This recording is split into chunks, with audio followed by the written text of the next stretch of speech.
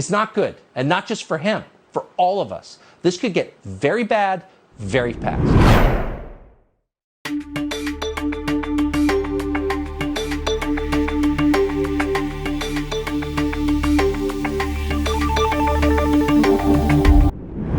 The FBI is just simply carrying out their responsibilities. Of course they are.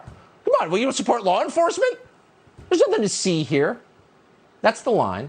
And no doubt Asa Hutchinson and Mitch McConnell and Dan Crenshaw and the rest of them will be telling you the very same thing when the Biden Justice Department or some other state law enforcement agency under their influence finally does what you know they're going to do, which is indict Donald Trump. Obviously, they're going to do that.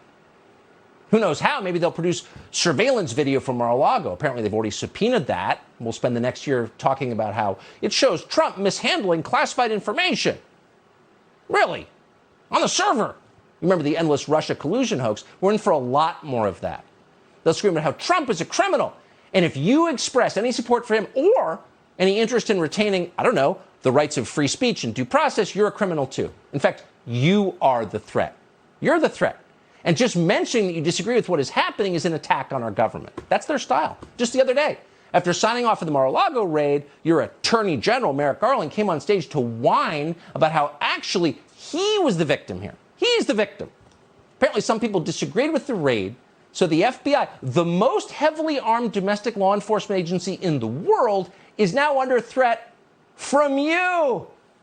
Right, you're the criminal. Our critics are in jail, but I got anonymous threats on Twitter. Poor me. Passive aggression is the defining characteristic of the left. If they started putting people in camps, NBC News would cheer them on and then attack you for complaining about it. How dare you?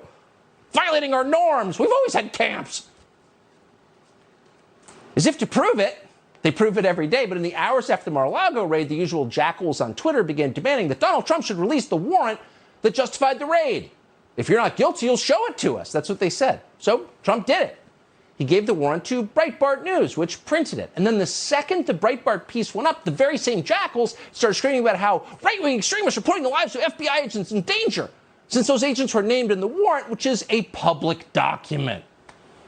In other words, we're the victims here. We're the victims. It's always the same. Except this time, unfortunately, it could be a little different. Indicting Donald Trump is a very big step. Not simply because a lot of people like him and he's the former president, but because indicting him at this point would be to reveal that this entire thing, and by thing we mean our justice system, is just transparently political. It's just a means to an end, a means to power. And people know that at this point. They've watched it. They understand what's happening. Even people who don't like Donald Trump, even people who didn't vote for Donald Trump and don't want to vote for him in 2024, they know, and they can't unknow. And that means that we are at this point on the edge of something unprecedented and something awful. You could feel it. Even Donald Trump feels it. Maybe for the first time in his life, Donald Trump seems sincerely interested in lowering the temperature, not just for his own sake, but for the country's. He said that. He's never said anything like that. Maybe he doesn't mean it, but when has he ever said that? Let's all calm down a little, he said the other day. This isn't good. Yeah, he's right. It's not good. And not just for him, for all of us. This could get very bad, very fast.